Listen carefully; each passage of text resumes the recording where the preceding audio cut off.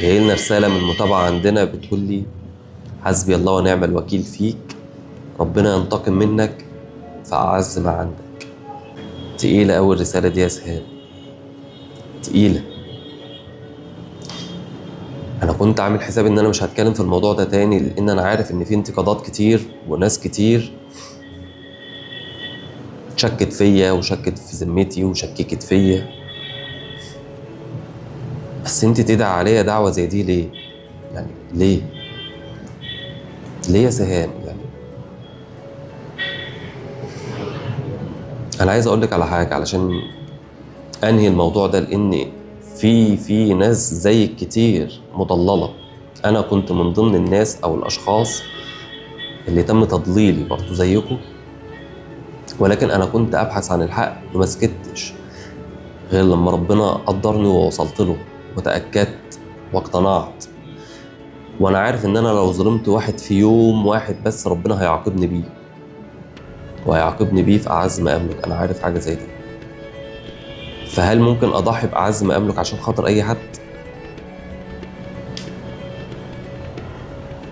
يعني اعقليها دقيقة كده. هل ممكن أضحي بأعز ما أملك عشان خاطر أي حد؟ وأنا معاكي في دعوتك. لو أنا ظلمتها 1%، لو ظلمتها 1%، أنا موافق على الدعوة دي يا سهام. عشان ننهي الجدل ده، أنا لو ظلمت دعاء 1%، أو إني لم أسعى بكل الطرق علشان أعرف الحقيقة، أنا معاكي في الدعوة دي. هقولك يا رب إن هي تتحقق لو كنت ظلمتها، عشان في تضليل كتير قوي في الموضوع ده يا جماعة. ناس بتاكل عيش قوي كتير قوي على الموضوع ده يا جماعة، وناس بتطلع اشاعات ياما قوي علشان الموضوع يطول عشان مصلحتهم الشخصية. يا جماعة ما ينفعش ان انا اقول كلام اكتر من كده، ما ينفعش ان انا اجرح في حد. انا ماليش دعوة بيهم، انا ماليش علاقة بيهم. بس انت يا سهام، انت او غيرك، انا طلبت دعم جنيه واحد بس من اي حد منكم شفتوني طالع لايفات او طالع منصات او طالع كذا او طالع كذا وبطلب دعم جنيه من اي حد فيكم؟ عملت كده؟ انا بتاع الكلام ده؟ انا مش بتاع الكلام ده. شفتوني واخد القضيه شمال في يمين، وكل يوم اطلع اتكلم فيها واقول فلان قال وفلان عاد و شفتوني بعمل كده؟ انا بعمل كده؟